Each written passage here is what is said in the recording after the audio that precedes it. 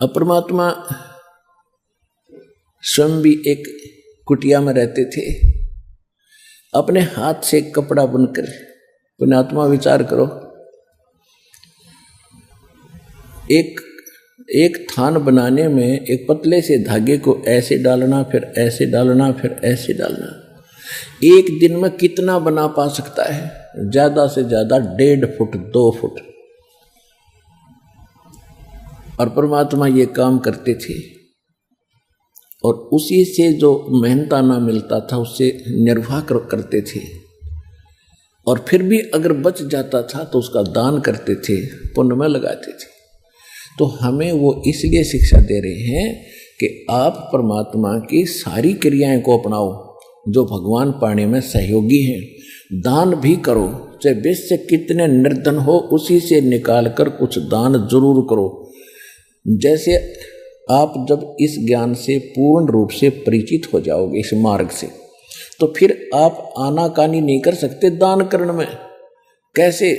जैसे एक किसान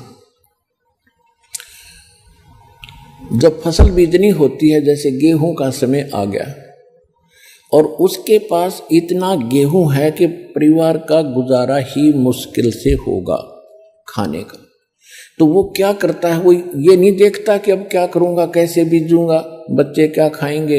इसको अगर बीज दिया तो उसको इतना पता है अगर नहीं बीजूंगा तो फिर कति भूखा मर जाऊंगा, आगे भी कुछ नहीं होगा।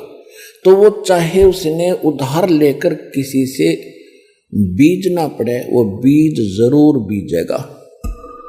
और उसके बीजने के बाद भी फिर बहुत सा काम है, वो सारे खर्च भी करेगा और फिर उसके बाद देखो वो मालो माल हो जाएगा।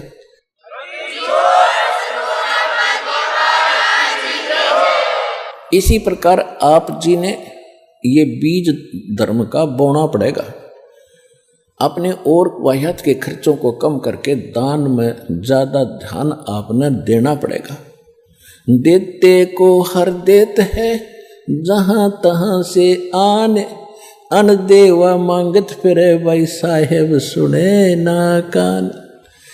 अब एक तो मनुष्य कार में बैठा जा रहा है, एक मनुष्य दिए बाबा दिए बाबा दिए बाबा, और चल चल चल चल चल। तो ये क्या है? उसने पहले दान किया जो आज सुख से जीवन जी रहा, जो यहाँ का सुख है। अरे जिसने दान धर्म किया नहीं, मनुष्य जीवन भी मिल गया, भक्ति उसके पास नहीं, मांगता फिरता है।